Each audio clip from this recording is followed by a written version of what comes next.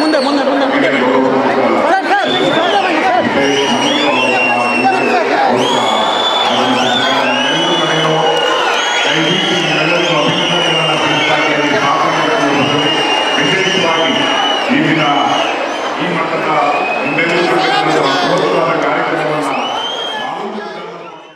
ಕೋಲಾರ ಜಿಲ್ಲೆ ಮಾಲೂರು ತಾಲೂಕಿನಲ್ಲಿ ಸೋಮವಾರ ನಡೆದ ವಿವಿಧ ಇಲಾಖೆಗಳ ಅಭಿವೃದ್ಧಿಯ ಯೋಜನೆಗಳ ಉದ್ಘಾಟನೆ ಕಾರ್ಯಕ್ರಮದಲ್ಲಿ ಸಿಎಂ ಡಿಕೆ ಶಿವಕುಮಾರ್ ಅವರು ಚಾಲನೆ ನೀಡಿ ಮಾತನಾಡಿದ್ದಾರೆ. ಎತ್ತಿನಹೊಳೆ ಯೋಜನೆ ಸಾಧ್ಯವಿಲ್ಲ ಎಂದು ಜೆಡಿಎಸ್ ರಾಜ್ಯಾಧ್ಯಕ್ಷರು ಲೇವಡಿ ಮಾಡುತ್ತಿದ್ದಾರೆ.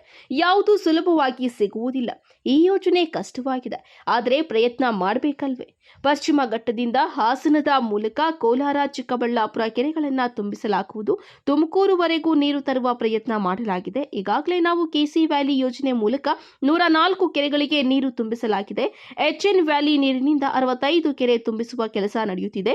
700ಕ್ಕೂ ಹೆಚ್ಚು ಕೆರೆಗಳಲ್ಲಿ ಸಂಸ್ಕರಿಸಿದ ನೀರನ್ನು ತುಂಬಿಸಲು ಮುಂದಾಗಿದ್ದೇವೆ. ಅಂತರ್ಜಲ ಹೆಚ್ಚಿಸಬೇಕು, ಕೆರೆಗಳಿಗೆ ಹಾಗೂ ರೈತರಿಗೆ ನೀರು ತಲುಪಬೇಕು. ಹೀಗಾಗಿ ಆಗಸ್ಟ್ 15ರಂದು ನಮ್ಮ ಸರ್ಕಾರ ಹಮ್ಮಿಕೊಂಡಿರುವ ಯೋಜನೆಗಳನ್ನು ಪ್ರಕಟಿಸಲಿದ್ದೇವೆ. ಜಲ ಜೀವಕ್ಕೆ ನೆಮ್ಮದಿ, ನೀರಿಲ್ಲದೆ ಬದುಕಿಲ್ಲ. ಕೋಲಾರ ಹಾಗೂ ಚಿಕ್ಕಬಳ್ಳಾಪುರ ಜನರ ನೀರಿನ ಸಮಸ್ಯೆಗೆ ವಿವಿಧ ರೀತಿಯ ಕಾರ್ಯಕ್ರಮ ರೂಪಿಸಲಾಗಿದೆ ಎಂದು ಹೇಳಿದ್ದಾರೆ. ಕಷ್ಟವಾದದ್ದು ಯಾವುದೋ ಸುಲಭ ಅಲ್ಲ, ಒಪ್ಕೊಳ್ತೀನಿ ನಾನು. ಆದರೆ ಪ್ರಯತ್ನ ಮಾಡಬೇಕಲ್ಲ. ಇವತ್ತು ನೀರನ್ನು ನಾವು ಏನು ಪಶ್ಚಿಮ ಘಟ್ಟದಿಂದ ಏನು ಹಾಸನ ಜಿಲ್ಲೆಯ ಮಂಗಳೂರು ಭಾಗದಿಂದ ಇವತ್ತು ಆ ನೀರನ್ನು ತಂದು ಕೋಲಾರ, ಚಿಕ್ಕಬಳ್ಳಾಪುರಕ್ಕೆ ಕೆರೆಗಳನ್ನು ತುಂಬಿಸಬೇಕು ಅಂತೇಳಿ ಈಗಾಗಲೇ ನಾನು ತುಮಕೂರುವರೆಗೂ ಕೂಡ ನೀರನ್ನು ತಗಲಿಕ್ಕೆ ಎಲ್ಲ ಪ್ರಯತ್ನವನ್ನು ಮಾಡಿದ್ದೇವೆ. ಈಗಾಗಲೇ ಕೆಸಿ ವ್ಯಾಲಿ ಇವೆಲ್ಲ ಕೂಡ ಆಗಿ ಸುಮಾರು 104 ಕೆರೆಗಳನ್ನು ಈಗಾಗಲೇ ಈ ಜಿಲ್ಲೆಯಲ್ಲಿ ತುಂಬಿಸಿದ್ದೇವೆ. ಎತ್ತಿನಹೊಳೆಯಲ್ಲೂ ಕೂಡ ಈ ಕಾರ್ಯಕ್ರಮವನ್ನು 27 ಒಳಗಡೆ ಕೂಡ ಈಗಾಗಲೇ ಈ ಕಾರ್ಯಕ್ರಮವನ್ನು ಮುಗಿಸ್ಬಿಡಬೇಕು ಅಂತೇಳಿ ಈಗಾಗಲೇ ಸಂಕಲ್ಪವನ್ನು ಕೂಡ ಇವತ್ತಾಗಲೇ ನಾವು ಮಾಡಿದ್ದೇವೆ. ಆದ್ರಿಂದ ಎಚ್ಎನ್ ವ್ಯಾಲಿ ಇಲ್ಲಿ 65 ಕೆರೆಗಳನ್ನು ತುಂಬುವಂತ ಕೆಲಸ ಈಗಾಗಲೇ ಮಾಡ್ತಿದ್ದೇವೆ. ಇವತ್ತು ಸಂಸ್ಕರಿಸಿದ ನೀರನ್ನ 700ಕ್ಕೂ ಹೆಚ್ಚು ಕೆರೆಗಳನ್ನು ತುಂಬಿಸುವಂತ ಕಾರ್ಯಕ್ರಮ ಕೂಡ ಇವತ್ತು ಮಾಡ್ಕೊಂಡು ಬರ್ತಾ ಇದ್ದೇವೆ. ಸಮುದ್ರಕ್ಕೆ ನೀರು ಹೋಗಬಾರ್ದು, ಅಂತರ್ಜಲ ಹೆಚ್ಚಬೇಕು, ಕೆರೆ ಸೇರ್ಬೇಕು, ರೈತರ ಜಲ ಸೇರ್ಬೇಕು. ಆಗಸ್ಟ್ 15ನೇ ತಾರೀಕು ಅನೇಕ ಯೋಜನೆಗಳನ್ನ ನಮ್ಮ ಸರ್ಕಾರ ಹಾಕೊಂಡಂತ ಯೋಜನೆಗಳನ್ನ ನಾವು ಮಾಡ್ಕೊಂಡು ಬರ್ತಾ ಇದ್ದೇವೆ.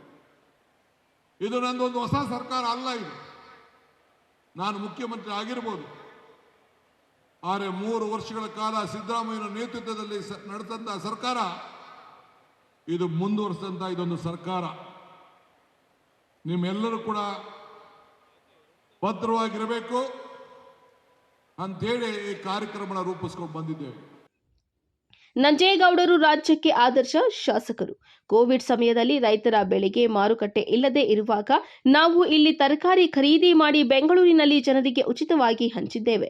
ನಂಜೇಗೌಡರು ನಿಮಗೆ ಮಾತು ಕೊಟ್ಟಿದ್ದಾರೆ, ಕೊಟ್ಟ ಮಾತನ್ನ ಉಳಿಸಿಕೊಳ್ಳುವುದು ಮುಖ್ಯ. ನಂಜೇಗೌಡರು ಕೊಟ್ಟ ಮಾತು ಉಳಿಸಿಕೊಂಡಿದ್ದಾರೆ. ಅದಕ್ಕೆ ಈ ಕಾರ್ಯಕ್ರಮ ಉದಾಹರಣೆ. ಅವರು ತಮಗೆ ಸಿಕ್ಕ ಅವಕಾಶದಲ್ಲಿ ಇಂತಹ ಯೋಜನೆಗಳ ಮೂಲಕ ಸಾಕ್ಷಿಗುಡ್ಡೆ ಬಿಟ್ಟಿದ್ದಾರೆ.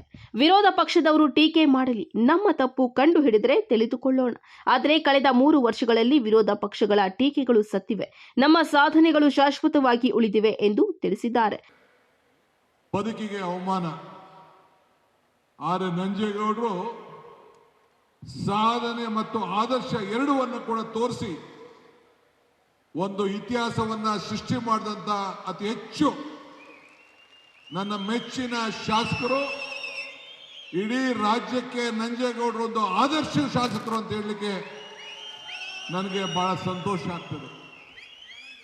ನೀವೆಲ್ಲರೂ ಕೂಡ ಇಂಥ ಆದರ್ಶ ಸಾಧನೆಯ ಶಾಸಕರನ್ನ ಪಡೆದು 3,200 ಕೋಟಿ ರೂಪಾಯಿ ನಿಮ್ಮ ಕ್ಷೇತ್ರಕ್ಕೆ ತಂದು ನೀವು ಅಭಿವೃದ್ಧಿಯನ್ನ ಮಾಡಿಸಿ ನನ್ನ ಕೈಯಲ್ಲಿ ಉದ್ಘಾಟನೆ ಮಾಡ್ತಾ ಇದ್ದೀರಲ್ಲ, ನೀವೆಲ್ಲರೂ ಕೂಡ ಭಾಗ್ಯವಂತರು, ಪುಣ್ಯವಂತರು ಅಂತ ಹೇಳಿ ನನಗೆ ಹೇಳಿಕೊಳ್ಳಿಕ್ಕೆ ಬಹಳ ಹೆಮ್ಮೆ ಆಗ್ತದೆ. ಹಿಂದೆ ಕೊರೋನಾ ಸಂದರ್ಭದಲ್ಲಿ ನಾನು ನಮ್ಮ ಹಿರಿಯ ನಾಯಕರಾದಂಥ KH ಮುನಿಯಪ್ಪನವರು ಈ ಕ್ಷೇತ್ರಕ್ಕೆ ಸಿದ್ದರಾಮಯ್ಯನವ್ರ ಜೊತೆಯಲ್ಲಿ ಬಂದು ನಿಮ್ಮ ತಾಲೂಕಿನಲ್ಲಿ ಬೆಳೆದಂಥ ತರಕಾರಿ, ಹೂವು, ಹಣ್ಣು ಇವೆಲ್ಲ ಕೂಡ ಕಡಿಮೆ ಬೆಲೆಗೆ ತೆಗೆದುಕೊಂಡೋಗಿ ಈ ಬೆಲೆಯನ್ನ ಅಂತರಕ್ಕೆ ಇಡಬೇಕು ಅಂತ ಹೇಳಿ ಬೆಲೆ ಎಲ್ಲ ಕುಸಿದೋಗಿತ್ತು. ನೀವು ಬೆಳೆದಂಥ ತರಕಾರಿ ತೆಗೆದುಕೊಳ್ಳೋರಿಲ್ಲ. ಆದರೆ ಆ ಕೊರೋನಾ ಸಂದರ್ಭದಲ್ಲಿ ಇಡೀ ರಾಜ್ಯಕ್ಕೆ ಒಂದು ದೊಡ್ಡ ಹೆಸರನ್ನ ಕೊಟ್ಟಂತ ಒಂದು ಐತಿಹಾಸಿಕವಾದಂಥ ಈ ಮಾಲೂರು ತಾಲೂಕನ್ನ ನಾನು ಮರೆಯಲಿಕ್ಕೆ ಸಾಧ್ಯ ಇಲ್ಲ. Lakshminarayan, MMTV news bureau, Chikkaballapur.